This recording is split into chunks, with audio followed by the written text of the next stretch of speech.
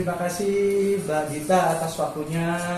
Oke, kali ini kita sudah akan membahas terkait work from anywhere ya, tren baru di masa post pandemic seperti itu. Nah, tentunya konsep work from anywhere ini memberikan kebebasan bagi para pekerjanya, namun tentunya ada resiko dan tantangan-tantangan sendiri yang perlu dihadapi. Nah, oke, tentunya apa sih menurut Mbak Dita itu terkait resiko dan tantangan untuk penerapan di work from anywhere ini seperti itu?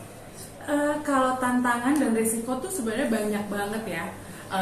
Posibilitasnya banyak. Mungkin dimulai dari kalau dari karyawannya adalah susah fokusnya, gitu. Jadi karena kita work from anywhere atau misalnya kita di rumah aja gitu, terus kita bekerja, fokusnya tuh gimana? Karena mungkin ada pekerjaan lain di rumah kah? Karena biasanya kalau orang tua ngelihat kita di rumah aja gitu, ini kerja nggak sih? Bisa diminta tolongin nggak sih? Gitu. Nah itu fokusnya mungkin agak sedikit terganggu di bagian situ.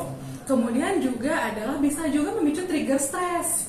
Karena kita nggak pernah ketemu sama orang, terus kita di meja aja, kerja terus gitu. Tadi sempat disinggung juga kalau misalnya kita lagi kerja, oh jangan diganggu gitu. Nah itu kita punya space sendiri yang akhirnya nggak ketemu sama orang. Akhirnya kita tidak bisa komunikasi langsung dengan orang, kemudian interaksi satu sama lain itu jadi minim.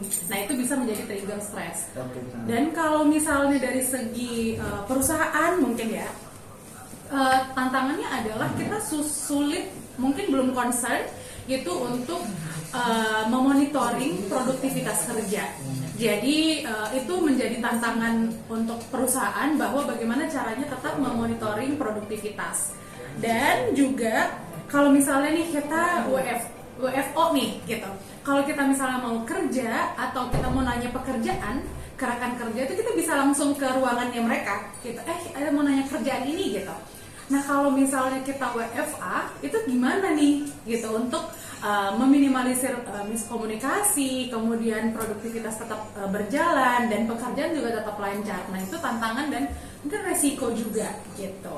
Oke, nah tadi kan banyak lah banget terkait kesehatan mental juga, kemudian kesiapannya dan juga pengelolaannya.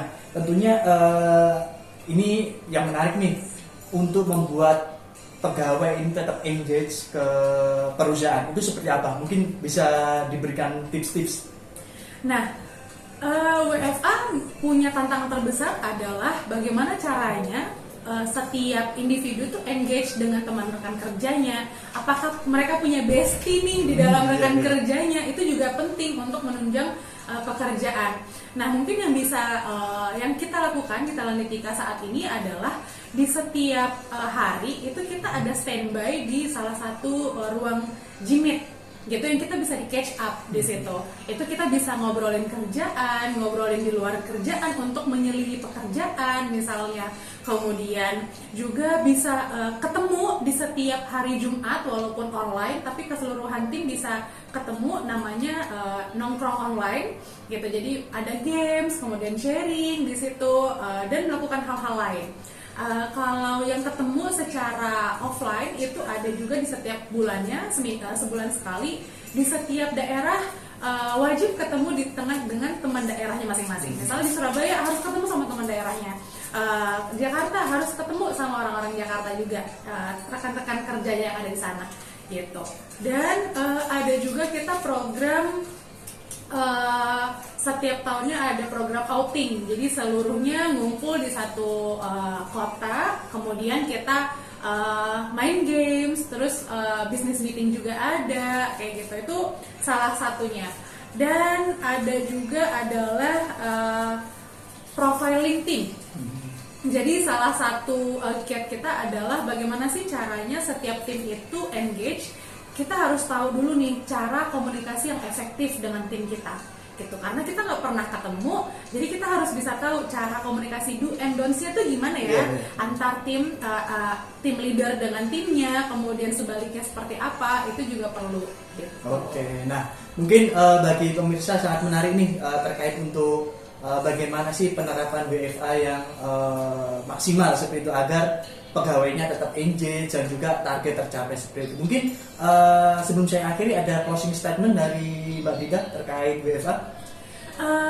kalau misalnya kita sedang berada di WFA, jangan pernah takut untuk dibilang kita nggak kerja, karena sebenarnya kita tetap produktif. Dan teman-teman yang mau ikut atau join di perusahaan-perusahaan yang menerapkan WFA juga dipersilahkan, tapi mungkin ada self controlnya di bagian itu, karena kita yang seperti tadi Mas Zainal bilang, kita punya targetnya masing-masing, kemudian timbal balik ke perusahaan seperti apa, kemudian kita sebagai karyawan work life balance-nya seperti apa gitu. Jangan lupa juga untuk selalu jaga kesehatan, olahraga, karena itu penting untuk teman-teman yang menerapkan WFA.